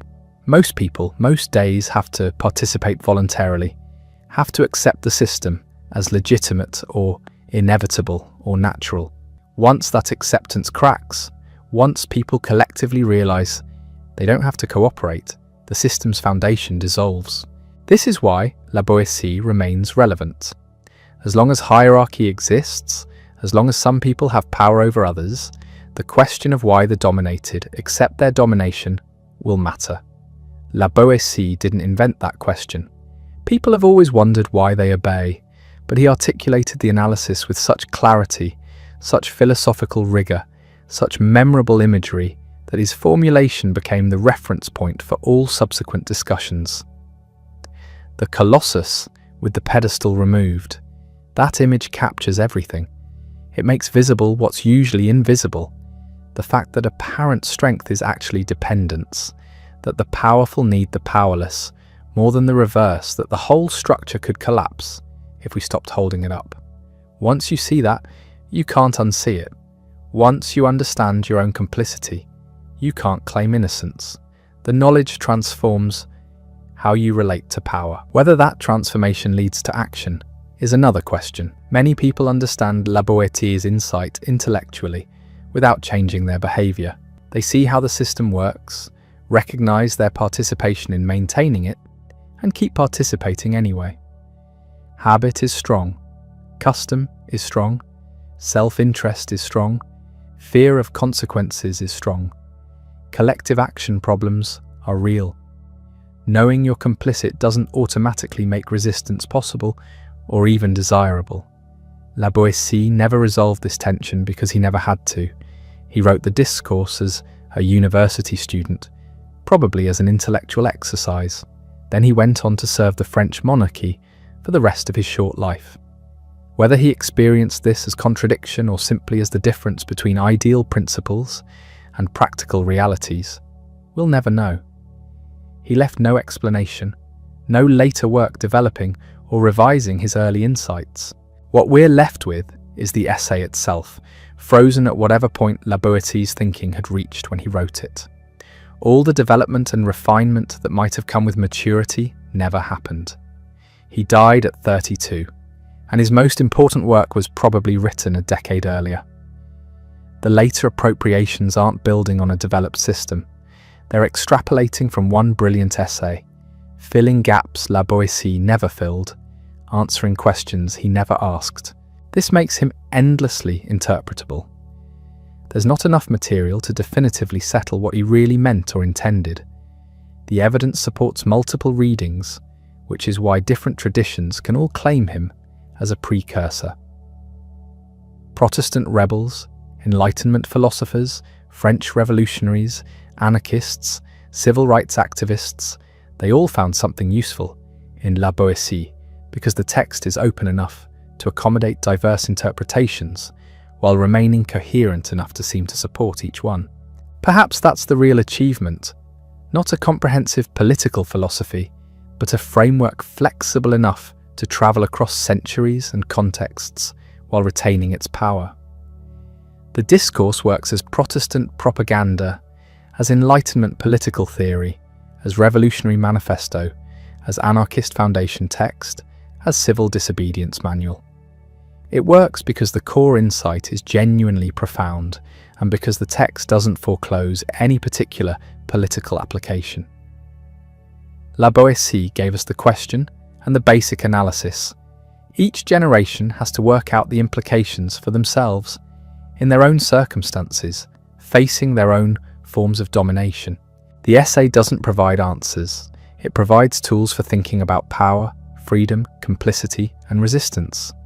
What you build with those tools depends on what you're trying to accomplish and what constraints you face. This is why trying to recover the real La Boétie, the historical person behind the appropriations, is both necessary and ultimately frustrating. Necessary because we should understand where ideas come from, what contexts produced them, what their authors actually believed and intended. But frustrating because that recovery is impossible. We don't have enough evidence. The sources are too fragmentary, too filtered through others' purposes. What we can do is acknowledge the gap between the historical La Boétie and the various versions that have circulated since his death. We can recognize that different readings serve different purposes. That appropriation is how ideas survive and remain relevant. That distortion is the price of influence. We can appreciate what he actually wrote while also understanding that its significance comes partly from what later readers made of it. The friendship with Montaigne deserves similar nuance. It was clearly important to both men, clearly intense and deep and meaningful, but it's also been romanticized, idealized, turned into an impossible standard that real friendships can't match. Montaigne's testimony is beautiful and moving, but it's also literature. It's crafted, shaped, designed to convey particular meanings about friendship, loss, and the human condition. Was the friendship really that perfect? Probably not. All relationships have conflicts, misunderstandings, disappointments. Montaigne was writing after La Boétie died, when grief had burnished memory into something approaching myth. The account tells us about Montaigne's experience of loss, more than about the actual relationship. That doesn't make it false, but it does make it partial, incomplete, shaped by literary and philosophical purposes that go beyond simple testimony. Still, something genuine was there. You don't spend decades processing grief over an ordinary friendship. You don't write thousands of pages circling back to someone who was merely pleasant company. Montaigne's obsession with La Boétie suggests the relationship really was extraordinary, even if we can't reconstruct exactly what made it so. Maybe the mystery is appropriate. Maybe the most important human connections resist explanation, exist beyond the reach of language and analysis. What matters is that it happened. Two men met, recognized something in each other, achieved a connection that transcended ordinary friendship. Then one died young, and the other spent the rest of his life trying to understand and articulate what had been lost. Out of that grief came the essays, one of Western literature's most important works. Out of that loss came insights about human nature, mortality, and how to live that have influenced readers for 4 centuries. La Boétie's death created the conditions for Montaigne's creation. That's not to say his death was valuable, or that we should be grateful for it. It was a tragedy that robbed the world of whatever La Boétie might have accomplished. But it's also true that Montaigne's response to that tragedy produced something of lasting significance. The loss was real, and the creation was real, and they're inextricably linked. This is how legacies work, not through simple transmission of ideas from author to reader, but through complex processes of interpretation, appropriation, distortion, and creation. La Boétie wrote an essay. It was used in ways he never intended by people facing situations he never imagined. It influenced political movements that changed history. His friendship generated literature that shaped how we think about human connection. None of this was planned or controlled. It happened because ideas and relationships have lives that extend beyond their origins. 4 centuries after his death, La Boétie remains both present and absent. Present in the continued relevance of his insights about power and freedom. Absent because we'll never fully recover who he was, what he believed, how he understood himself. The historical person is lost. What survives is what he wrote, what Montaigne wrote about him, and what generations of readers have made of both. That's enough. It has to be enough, because it's all we have. The discourse continues asking its unsettling questions about why we obey, why we accept domination, whether we could choose differently. Montaigne's testimony continues showing us what friendship can mean, what loss costs, how grief transforms into art. These are the gifts La Boétie left us, deliberately or not. He lived 32 years, wrote 1 revolutionary essay, experienced 1 perfect friendship, and died young. The brevity makes it no less significant. Some lives matter more for what they spark than for what they accomplish directly. Some ideas need only be articulated once to change how people think forever. Some friendships achieve in 4 years what others never reach in 40. Étienne de la Boétie was one person, in one time and place, grappling with specific problems in specific contexts. But what he wrote about power, what he experienced in friendship, these transcended their origins. They became resources for people facing different problems in different contexts, trying to understand their own situations, their own relationships, their own complicity in systems that oppress them.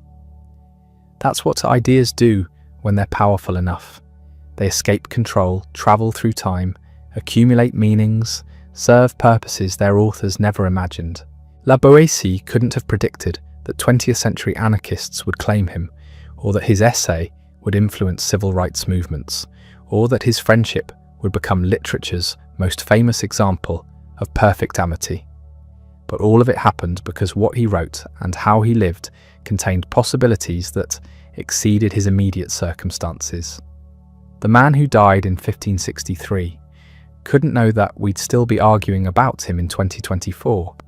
He couldn't know that his words would spark revolutions he never intended, influence movements he never imagined, become foundational to political traditions that didn't exist when he was alive. He wrote, he lived, he loved, he died. Everything else is what we've made of the fragments he left behind, and we'll keep making new things from those fragments as long as people question power, seek freedom, and wonder why we accept domination when we could choose otherwise. La Boétie gave us the question. The answer remains perpetually unfinished, rewritten by each generation, facing its own tyrannies, its own opportunities for resistance, its own choices about cooperation and refusal. That's not a legacy anyone plans. It's what happens when you see something true and find words powerful enough to make others see it too. Everything after that is history, which belongs to whoever's still asking the questions you first posed.